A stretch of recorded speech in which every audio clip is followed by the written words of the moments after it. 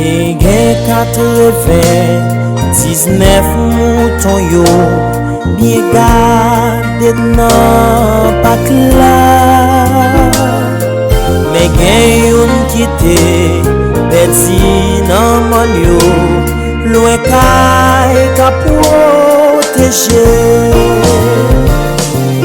Loin, loin, nan man yo sauvage sonon.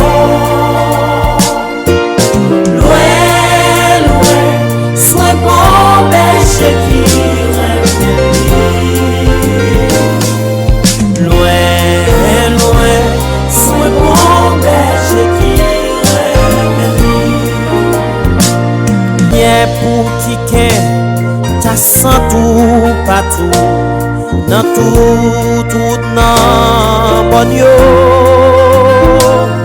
sans ça déverser pour yon mouton qui te petit bien loin.